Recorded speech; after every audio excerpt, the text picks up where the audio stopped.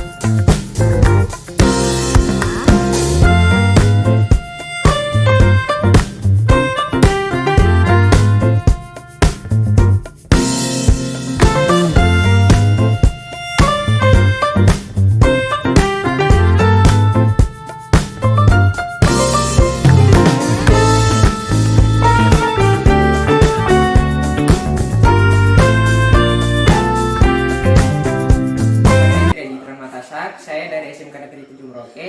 Saya sangat senang bisa membuat keyakinan kelas dengan melalui kesepakatan guru dan teman-teman. Harapan saya dengan adanya keyakinan kelas ini bisa diterapkan ke depannya untuk menumbuhkan kesadaran dalam berperilaku. Untuk mewujudkan perubahan positif atau perubahan yang baik di sekolah kita, perlu kita menanamkan yang pertama disiplin positif. Yang kedua, memahami motivasi perilaku manusia. Yang berikut, posisi kontrol seorang guru. Kemudian, pembuatan keyakinan kelas dan penerapan segitiga restitusi.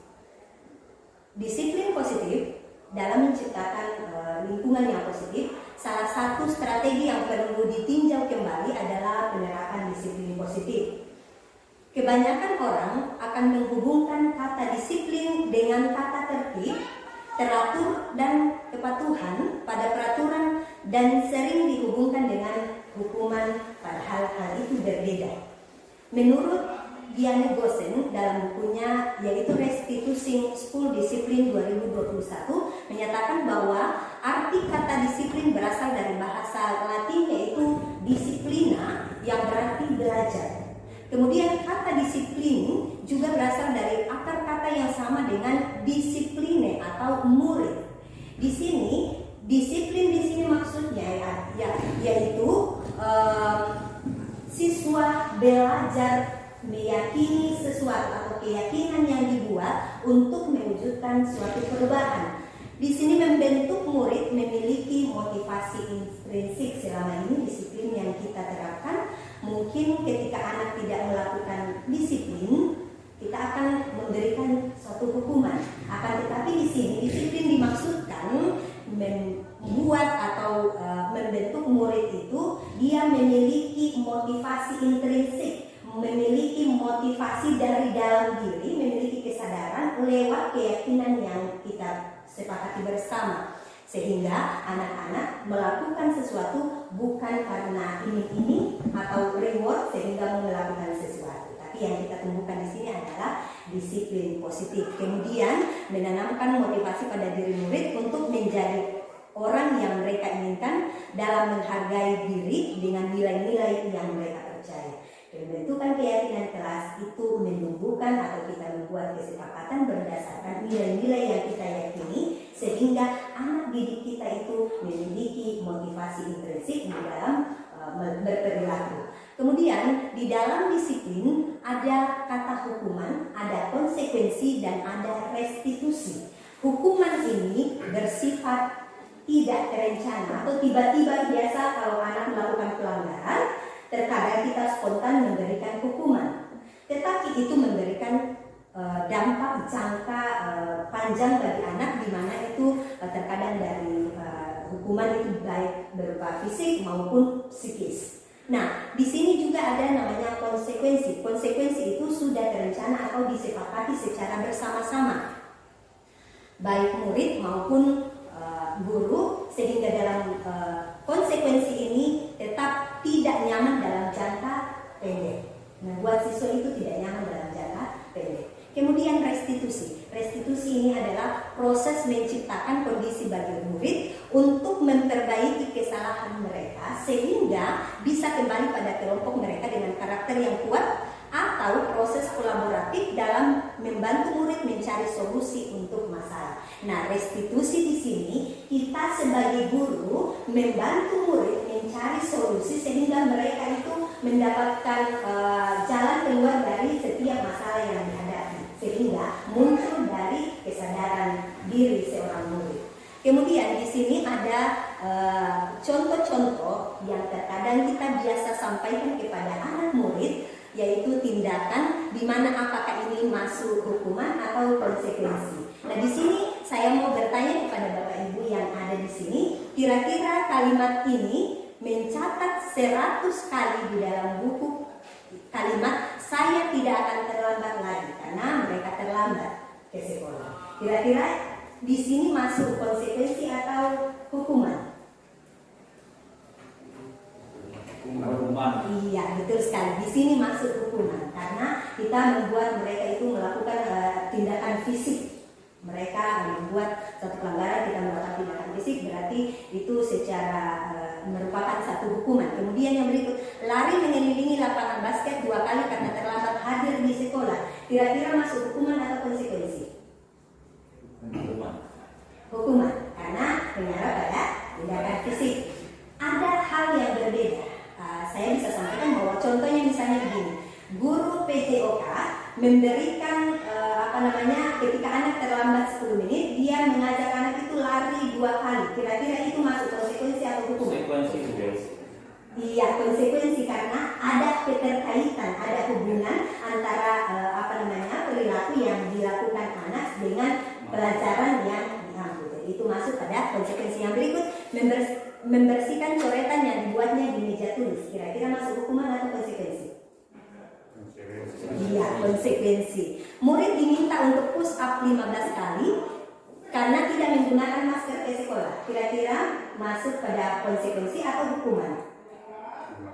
Hukuman, karena itu melibatkan fisik anak dan tidak ada hubungannya dengan kesepakatan. Nah, yang berikut, mengganti kertas tugas teman yang telah dicoret-coret. Kira-kira masuk hukuman atau konsekuensi? Iya, konsekuensi, karena kalau anak itu berpindah, dia mengganti, berarti itu konsekuensi. Jadi dia menimbulkan kesadaran, karena saya yang berperilaku, jadi saya akan menggantikannya. Kemudian yang berikut, berjemur di lapangan basket pukul 12 siang karena mengobrol dengan teman. Kira-kira ini masuk hukuman atau konsekuensi? Hukuman. Iya, masuk hukuman ya. Yang berikut, memahami motivasi perilaku manusia. Jadi orang berperilaku ada motivasi-motivasi yang timbul. Di sini ada 3. Yang pertama yaitu untuk menghindari ketidaknyamanan atau hukuman. Terkadang anak didik kita ketika dia takut dengan hukuman, dia mau melakukan sesuatu hanya karena takut. Nah, yang berikut untuk mendapatkan imbalan atau penghargaan dari orang lain. Sering kita mungkin ada kalanya kita mengiming-imingi anak. Kita biasanya kita katakan lakukan ini nanti ibu akan berikan hadiah. Itu sesuatu motivasi yang tidak memunculkan dari dalam diri. Karena apa? Ada target yang mau dicapai, itu hadiah.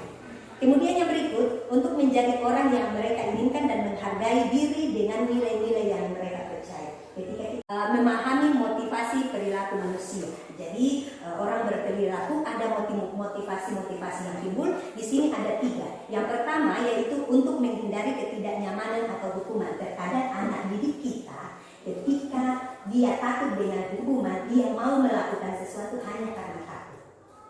Nah, yang berikut untuk mendapatkan imbalan atau penghargaan dari orang lain. Sering kita mungkin ada kalanya kita mengiming-imingi anak. Kita biasanya kita katakan lakukan ini nanti ibu akan berikan hadiah. Itu sesuatu motivasi yang tidak memunculkan dari dalam diri. Karena apa? Ada target yang mau dicapai, itu hadiah. Kemudian yang berikut, untuk menjadi orang yang mereka inginkan dan menghargai diri dengan nilai-nilai yang mereka percaya. Ketika kita mengajak anak untuk beribadah, pasti tanpa hadiah pun pasti mereka bisa melakukan. Karena apa? Ada keyakinan, ada sesuatu yang diyakini bahwa ketika dia melakukan itu pasti ada manfaatnya ke depan. Seperti itu. Kemudian yang berikut, dalam memahami motivasi perilaku, kita sebagai guru dari ketiga tadi untuk menghindari ketidaknyamanan, kemudian untuk mendapatkan imbalan, dan berikut untuk menjadi orang yang mereka inginkan. Penerapan motivasi yang tepat bagi guru adalah motivasi yang ketiga. Jadi kita menumbuhkan diri anak didik untuk menjadi atau menghargai nilai-nilai sehingga itu muncul dorongan intrinsik, muncul dari dalam diri untuk berperilaku. Apapun yang dilakukan di sekolah itu berasal dari kesadarannya sendiri dengan adanya motivasi-motivasi atau dengan diyakini nilai-nilai yang baik. Kemudian yang berikut, posisi kontrol seorang guru. Nah, ini posisi kontrol kita biasanya ada 5 nih. Ada sebagai penghukum, membuat rasa bersalah, kemudian teman, pemantau, dan manajer. Dari posisi kontrol kita di sekolah, penghukum di sini biasanya menggunakan hukuman fisik atau verbal. Kemudian yang pembuat merasa bersalah, guru akan berusaha lebih lembut, membuat orang merasa tidak nyaman, merasa rendah diri. Jadi terkadang kita melakukan pendekatan kepada anak kita dengan suara lembut, tapi itu malah membuat anak kita itu kayak merasa tidak percaya diri, merasa rendah diri. Karena apa? Saya sudah gagal. Contohnya kalau kita katakan, ayo nak, masa kamu tidak mau melakukan ini?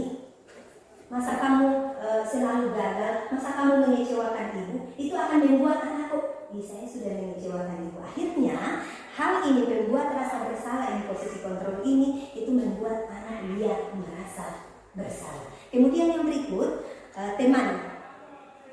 Kita memposisikan diri kita sebagai teman.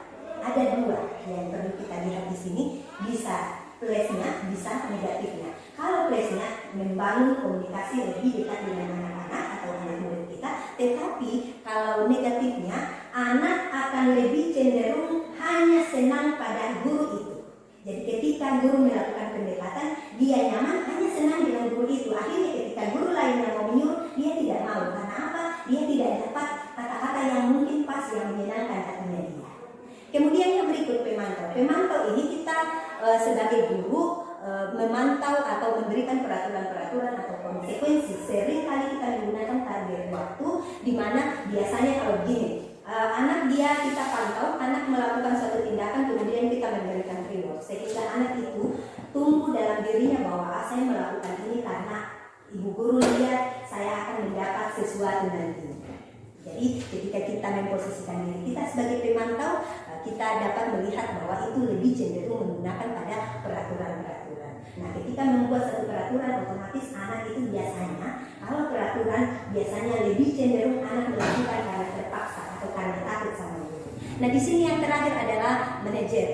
Manajer di sini kita mempersilahkan murid mempertanggungjawabkan perilakunya. Misalnya anak yang mengalami masalah, kita memanggil dia, kemudian dia bisa mempertanggungjawabkan, bisa menyadari bahwa apa yang dilakukan itu keliru, sehingga muncul rasa kesadaran dalam diri, oh iya saya sudah lakukan salah, jadi sebentar saya akan kalau bisa saya akan mengubah perilaku saya supaya saya menjadi orang yang lebih baik lagi. Seperti itu. Kemudian yang berikut, posisi kontrol. Jadi di sini seperti tadi saya jelaskan, posisi kontrol yang tepat diterapkan oleh guru di sekolah adalah posisi sebagai manajer. Karena tadi ada posisi-posisi yang lain itu ternyata banyak ada dampaknya bagi anak-anak. Tetapi kalau kita sebagai memposisikan diri kita sebagai manajer, yaitu memberikan solusi bagi setiap permasalahan yang dihadapi anak-anak kita, mengajak mereka berpikir untuk mewujudkan budaya positif di sekolah perlu membuat keyakinan kelas.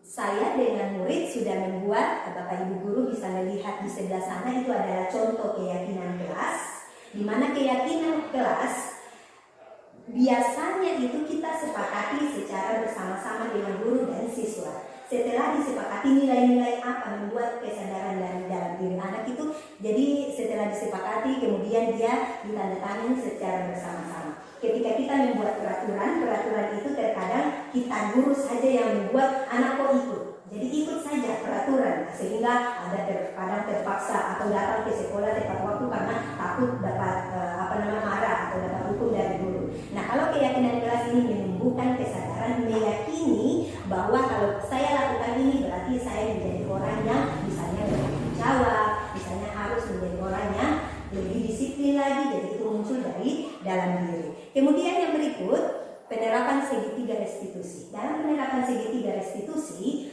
ini cara yang tepat untuk menyelesaikan masalah. Nah, ada tahapan-tahapannya. Ketika kita sebagai seorang guru sudah memposisikan diri sebagai manajer, tindakan ini sangat bagus untuk diterapkan menyelesaikan masalah. Segitiga restitusi ada 3 bagian, yaitu menstabilkan identitas. Misalnya, anak kita ini suka terlambat. Jadi kita panggil mereka atau kita panggil dia, kita berbicara dengan dia. Langkah pertama yang kita lakukan adalah menstabilkan identitas. Biasa kalau anak melakukan pelanggaran, biasa kita katakan, memang kok itu tukang seri terlambat, itu kita malah menghukum. Tetapi kalau kita panggil lalu kita katakan tidak apa-apa melakukan kesalahan itu hal yang manusiawi, karena tidak ada manusia yang sempurna. Jadi anak itu dia sempat berpikir, oh iya ya, berarti apa yang saya sudah lakukan salah, tetapi memang ya itu manusia tidak ada yang sempurna. Nah, yang berikut adalah validasi tindakan yang salah. Validasi tindakan yang salah ini kita bisa menyampaikan kepada anak bahwa misalnya tidak terlambat. Untungnya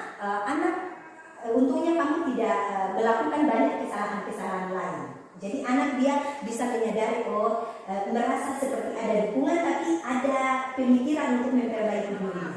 Kemudian yang berikut menanyakan keyakinan. Nah, tujuan dari keyakinan kelas yang dibuat ini kita tanyakan kepada anak-anak. Kira-kira ketika kamu terlambat, apakah itu melanggar dengan keyakinan kelas kita? Kira-kira keyakinan kelas apa yang sudah dilanggar? Disiplin Bu misalnya. Dia katakan disiplin. Nah, kalau dia sudah menyadari bahwa dia terlambat itu melanggar disiplin, dia akan berpikir bahwa kedepannya nanti saya harus menjadi orang yang lebih disiplin lagi. Sehingga dia tidak merasa, saya terlambat, saya sudah kemarin, sudah besok-besok saya ulang lagi. Tapi dengan pola restitusi ini mengajak anak untuk berpikir dan berperilaku dengan meyakini nilai-nilai yang ada.